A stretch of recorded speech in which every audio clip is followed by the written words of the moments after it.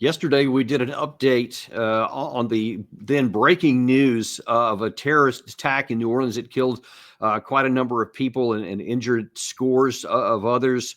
And then what we've actually found out also subsequent to that was that just hours later, there was another apparent terror attack in Las Vegas, which we're going to get to that in a minute. There's some interesting correlations between the two and also some significant differences between them as well. But first of all, let's stick with the most important one because it had the biggest casualty produced and the one that most people are really, really interested in. And there have been some additional information, some additional positive notes have come out from the FBI about what happened. They've said some things that they now know are true, and then they have corrected some things that they said initially were not accurate. At least that's what they're saying right now. Here is the latest from the FBI out of New Orleans. At this point, currently, and this is another fact I want to be clear on, we do not assess at this point that anyone else involved in this attack except for Shamsa Din Jabbar, the subject you've already been briefed on. As for a timeline, at this point, investigators believe Jabbar picked up the rented F-150 in Houston, Texas on December 30th. He then drove from Houston to New Orleans on the evening of the 31st, and he posted several videos to an online platform proclaiming his support for ISIS. There were 5 videos posted on Jabbar's Facebook account, which are time-stamped beginning at 1:29 a.m. and the last at 3:02 a.m. In the first video, Jabbar explains he originally planned to harm his family and friends, but was concerned the news headlines would not focus on the, quote, war between the believers and the disbelievers, end quote. Additionally, he stated he had joined ISIS before this summer. He also provided a will and testament. So the first thing that obviously jumps out that this is definitely somebody who was motivated by the ISIS ideology. Now, certainly one of the things that's going to be have to be answered here in the very near future is how he got radicalized by this group. What was happening in the months and years before this? Is this something that had been slow rolling? Was this something that was new? And then, of course, one of the most important things we need to find out like right away was how did anyone from ISIS get hold of him, or actually even did anyone from ISIS? So far, they have not said that, other than that he was pro-ISIS. You heard he made 5 videos there that he had posted really on his trip, kind of chronicling what happened and what his motivations were to, quote, harm the infidels, et cetera, the unbelievers, as he called them. That certainly sounds like a lot of the rhetoric that we've heard out of ISIS really from the beginning, going all the way back to when they were Al-Qaeda in Iraq in 2005. And I guess even Al-Qaeda before that is AQI was an offshoot of the bin Laden's Al-Qaeda. So you see these things keep morphing into different things. And then other ISIS becomes al-Nusra. And then those become like the terrorist god who now is taking over in Syria. So you see there's a lot of connective tissue between that ideology. It continues to move forward. But the issue here that the United States needs to understand is how did this radicalization happen? And were there any signs that were out there? Because we have to make sure that we have our intelligence capabilities focused on the domestic front and that we were able to monitor and observe anything that may happen that can give signs that can allow us to intercept these events before they happen. Obviously, we have, especially since 9/11, substantially improved our capacity to interdict terrorist strikes from overseas, originating from overseas, and we've been doing quite well at that, like extremely good. Nothing is ever foolproof, and there have been a few things that slipped through the cracks and got through a couple of times, but a handful in the last nearly 25 years now. But we have to also take a look at the self-radicalized, the people who were on the inside of the country who may strike from within, so they don't come from outside. So we're good at the one thing, but we've got to be good at more than one thing at a time.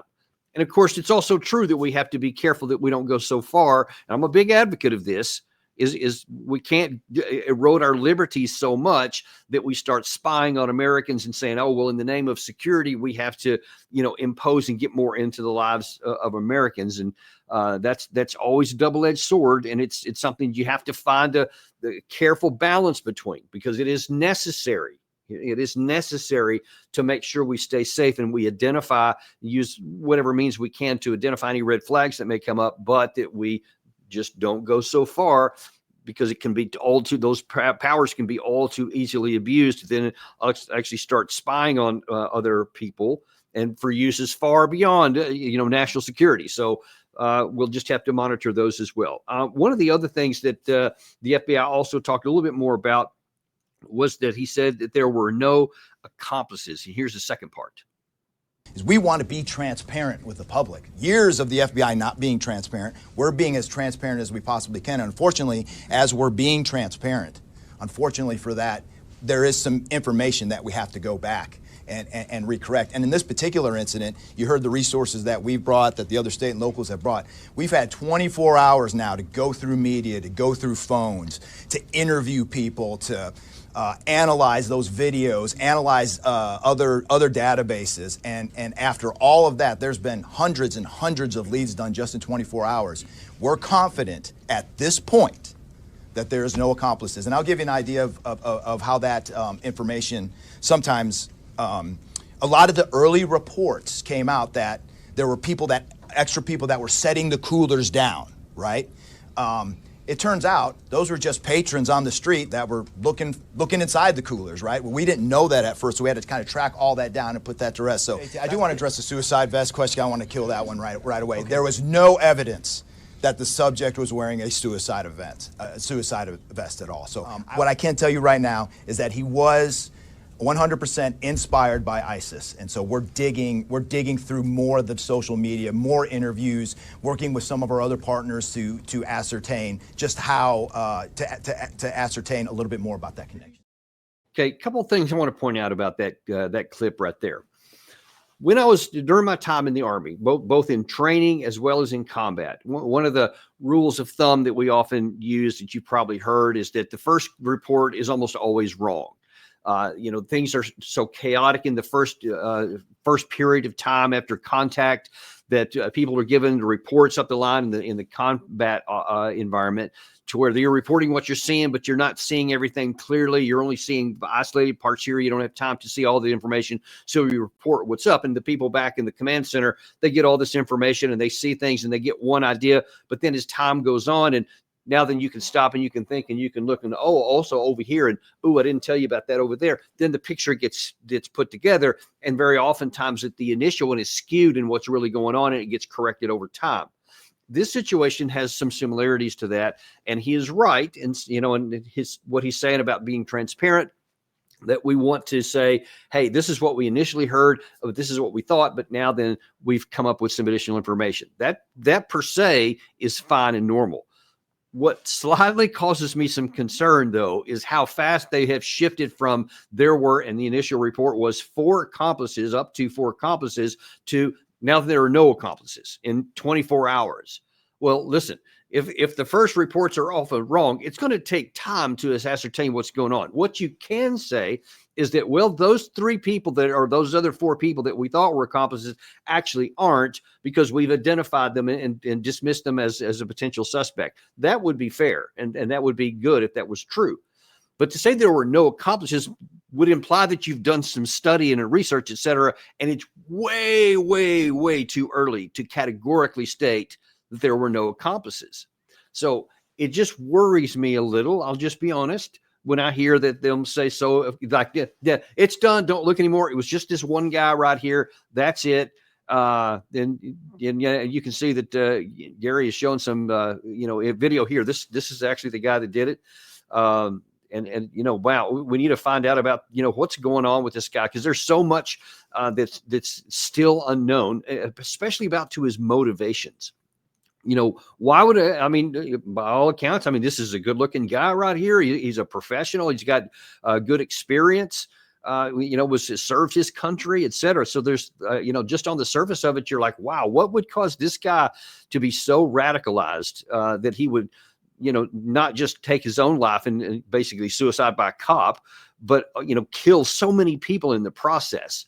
And, what did he hope to accomplish? Because it's a big change. I can just tell you, from having served on active duty in the Army, to go from where we are, which is to defend our country, to defend each other, and to go after radical terrorists, and you see them out there, to then go and literally support and help those exact same terrorists against our own people. That is a radical shift in personality. And so there's no way that this wouldn't leave a long trail. And so the expectation is that both media as well as probably local and federal law enforcement officials will over time be doing some investigations and analysis to start uncovering. So you can expect to see a lot of this is going to start showing how over time this happened. That's going to be really important. So potentially we can use that information to identify anyone else who may be earlier in the process and maybe get them some help if that's the case, or just outright prevent it from happening.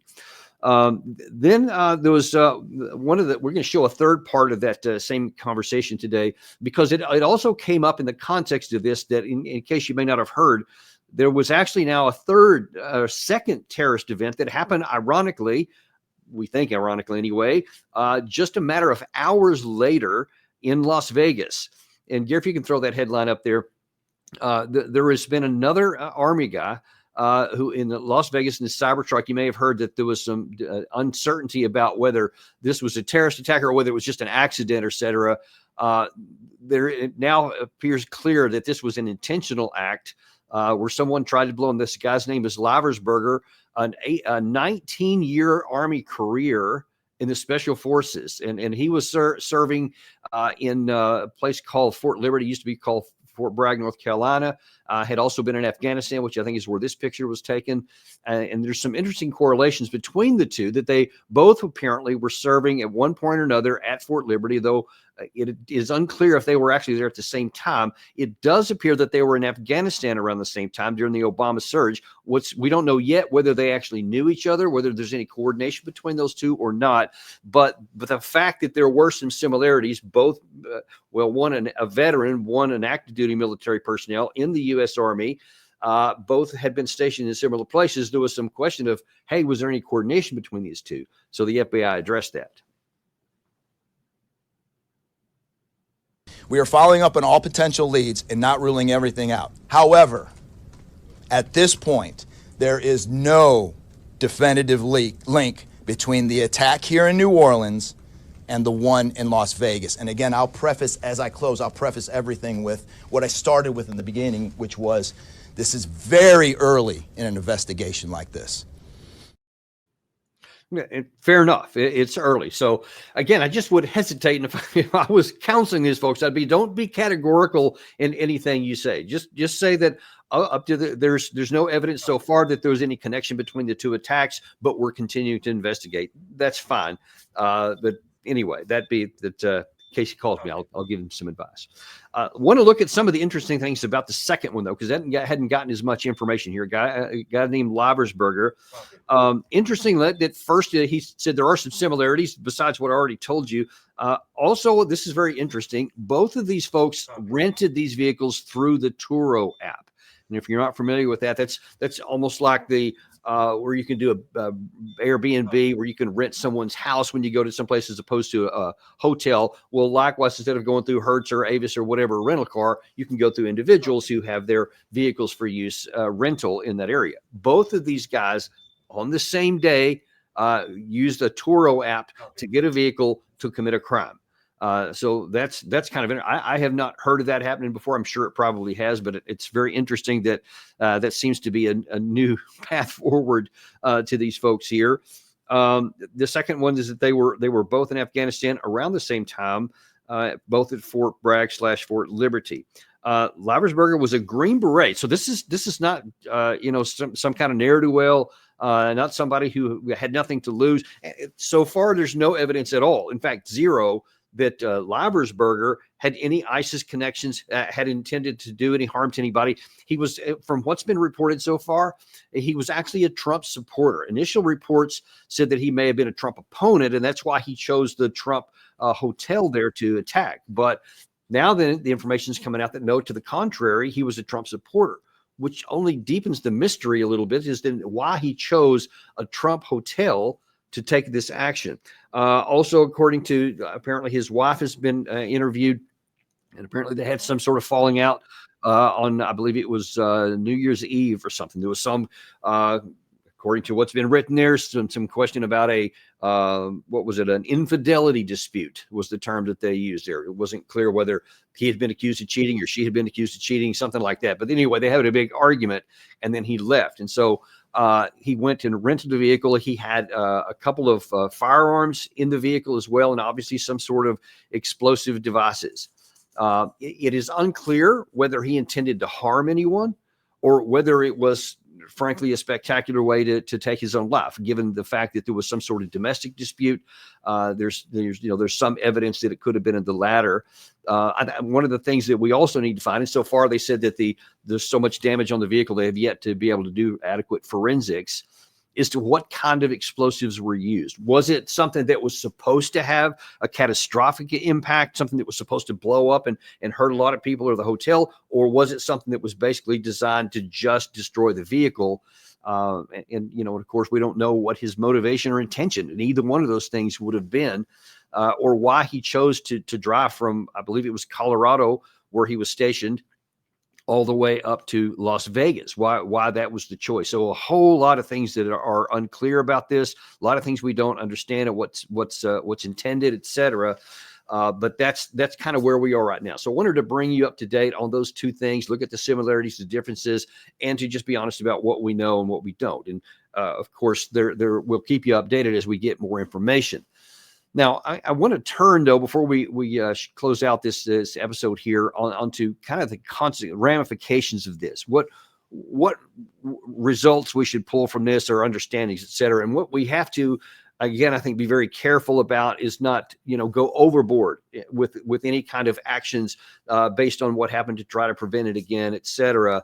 And then also just this whole issue about terrorism and domestic terrorism and what we should do about it. There have been a lot of movements, especially in the current administration here. You may recall, especially before the election and the years leading up to the election, there was a lot of focus on right-wing terror threats in the United States. And there was also lots of information about because people crossing into the border, some of them may have been ISIS affiliated. A lot of that was going through the media. That's also been in the media a lot. I'll talk about that part in a second. But first of all, we got to make sure that we don't go in a wrong direction either. And I want to show you this clip from President Biden in 2021, who seemed that maybe the administration was focused on the wrong aspects of terrorism in the U.S. According to the intelligence community, terrorism from white supremacy is the most lethal threat to the homeland today. Not ISIS, not Al-Qaeda, white supremacists. That's not me. That's the intelligence community under both Trump and under my administration. Yeah, but see, that's a little bit suspect. How many so-called right-wing terrorist attacks have happened in the United States since July 1st of 2021? I'm not aware of any. Maybe there's been some acts of violence I'm not aware of, but I certainly am not aware of any right-wing terrorist attacks that have happened. But now then, here's one that was from a sponsored ISIS terrorist from abroad, or at least their mentality, that was someone that was already here. So on the other side, you see a lot of people, especially on the right, are saying, see, this is open borders issues, and this is what we've been warning about. There's been all these people coming in, and lots of evidence and headlines have suggested that, in fact, there have been a lot of people associated with God only knows who. And look, I am all for 100% for controlling our borders, all of our borders here. I think whatever you want to do with immigration is an open question, and there's lots of room for debate. We should have this many, we should have that many, we should limit to this or that. All fair game. Those are policy issues that can be decided upon. What shouldn't be a policy issue, and it shouldn't even be a debate, is to keep the border safe. That we should say whatever our laws are, whatever our policies are, then nobody should come into the country unless it follows our laws. And if they don't, they should be prevented out, because listen, there could be some correlation between the two events that happened in Las Vegas. I'm sorry, not Las Vegas, in New Orleans, because this guy was motivated by an ideology that is terrorist related and hates anybody that's not like them. And so he took action to potentially kill somebody, which we know, of course, ISIS is one of those key things there. We need to be sure and keep those kinds of people out of the country and identify anybody who follows that inside of our country. But look, if we don't secure the borders, there's all kinds of people from all over the world. And listen, we also have to understand and admit that a lot of this hate reform is in part because of some of our policies. And while we do need to keep control of the border, period, no full stop, no caveats, we also have to keep ourselves safe by not giving any reason for others to want to kill us. Now, some things you just can't help. There's haters out there. There's people that are vying. They're going to do whatever they can. You can't do anything about that. That's why you need a secure border. That's why you need a national security force. That's why you need domestic police forces, FBI, and all that. All that has its place. But there's also a place for having wise policies. These are some of the reasons why I say so often that some of our policies, by having our troops in Syria since I think 2014, when Obama first put them in there and they were never taken out under either the Trump or the Biden administration, this is the cause. I keep saying it's a strategic vulnerability. It's that for many reasons. And one of them is, just imagine this, folks.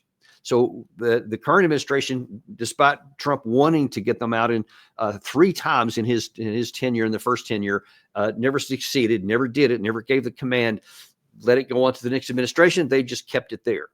We have been saying, and you've seen me on this show several times, show clips of the senior administration officials emphatically, like Admiral John Kirby, who said, no, this is a really important thing. We're on this enduring defeat of ISIS mission and blah, blah, blah. So what they're doing there, and you may see periodic headlines where they come on and they say, yes, we've taken out this ISIS leader, that ISIS leader. What do you think ISIS is going to do when we are constantly there overtly saying we're killing you guys all over the place?